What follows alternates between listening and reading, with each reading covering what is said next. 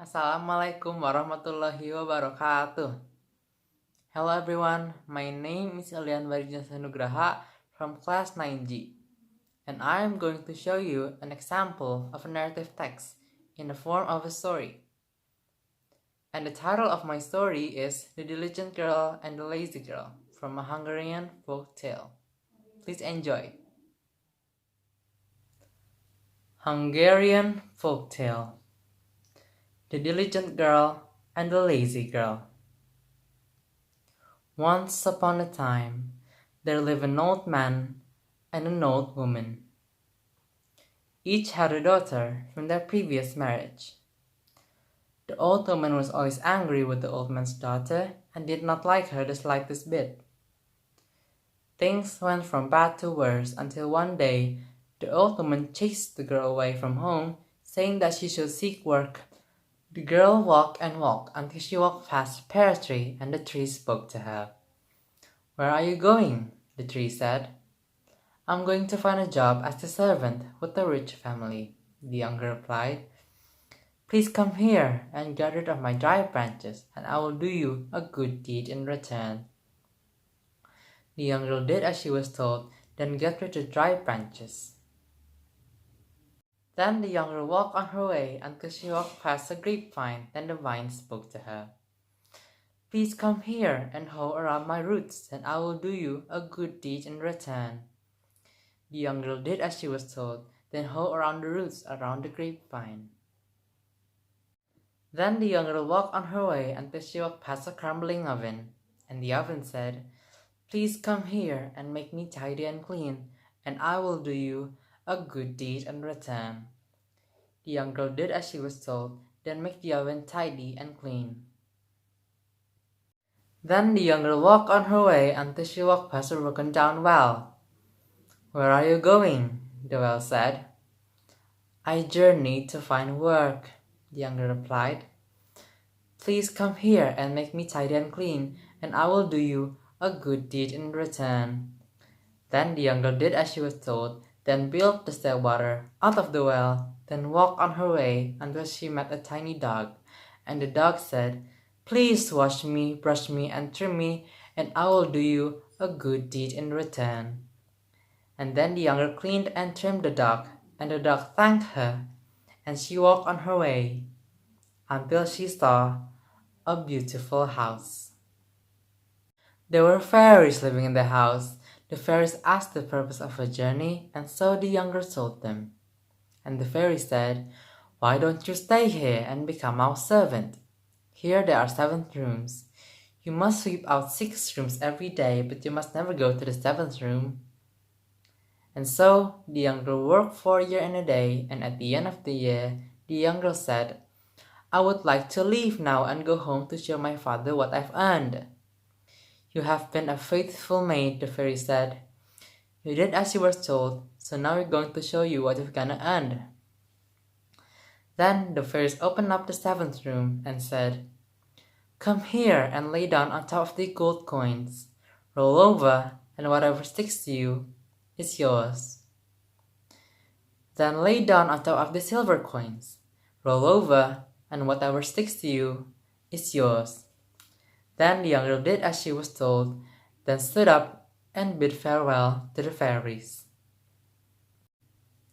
On her way home, she came across the little dog again, and the dog said, "Please come here and take as many pearls as you wish." The dog was covered in pearls, and so the young girl took the pearls, then hung them around her neck. Then the young girl reached the well again, where jugs hung so that people could drink from its sweet water. The young girl was thirsty, so she took a drink, then walked on her way. When she reached the oven again, she noticed it was filled with bread and cake. And the oven said, "Please come here and eat your fill in return for your good deed." So here the young girl ate as much as she could, packed more to take home, then walked on her way. Next, she reached the grapevine that hung heavy with ripe fruits. So here the girl stopped and ate and drank as much as she could. Then the young girl walked on her way until she walked past the pear tree again, And the tree said, "I've been waiting for you, as all my pears are ripe." As the young girl neared home, the cockerel crowed to announce her arrival. The cockerel said, "Cock-a-doodle-doo! My mistress is coming home covered in silver and gold."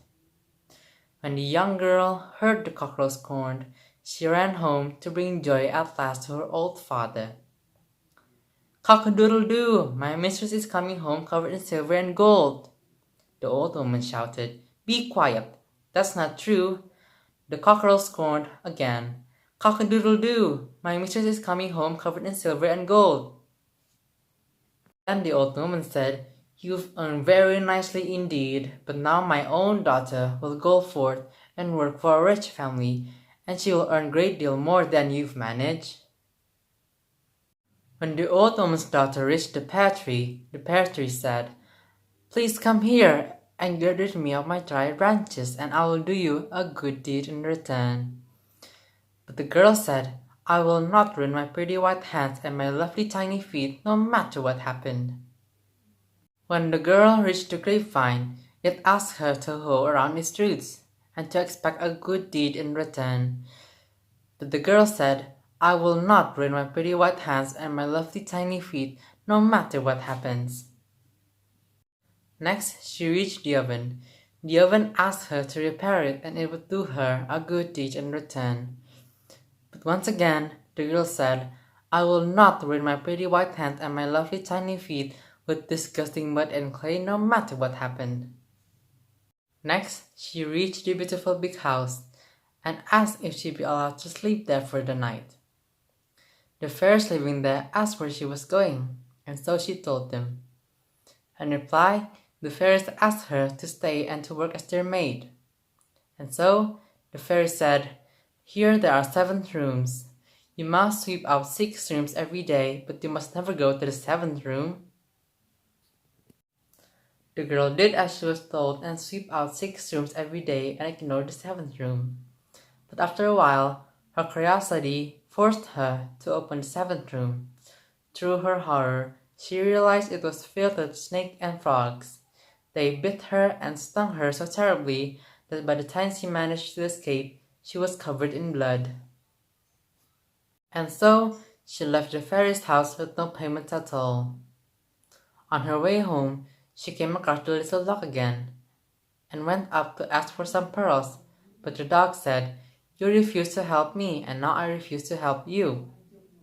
When the girl reached the well again, she was very thirsty but was not allowed to drink. When she reached the oven, it was packed with fresh bread and cakes, but she could not eat any of them because when she reached for some, it burned her hand terribly. When she reached the grapevine, she tried to pick a bunch of grapes and to drink a glass of juice, but the grapevine pushed her hand away. And when she reached the pear tree, she could not pick a single pear. As she neared home, the cockerel caught sight of her and flew to the top of the fence and let it be known to everyone that, "Cock-a-doodle-doo! My mistress is coming home covered in blood." The old woman went to the fence and said, "That's not true, she's covered in gold." But the cockerel repeated, "Cock-a-doodle-doo! My mistress is coming home covered in blood." The old woman said, "That's not true, because she's covered in gold." The cockerel repeated, "Cock-a-doodle-doo! My mistress is coming home covered in blood." "That's not true! That's not true!" shouted the old lady. Then the girl showed up, all covered in blood. Then the old man said, "Now you can see that my daughter earned more as a maid than yours ever did." This led to such a quarrel that the old woman and her daughter left the old man's home. And the old man and her daughter lived happily ever after. Thank you so much for watching. I hope you guys really enjoy it, and I'm really sorry if I made a mistake, if my pronunciation is wrong or anything else. I hope you guys can forgive me. That's it for my presentation. My name is Ilyan Baharijansah Nugraha from class 9G. Thank you for watching. Assalamualaikum warahmatullahi wabarakatuh.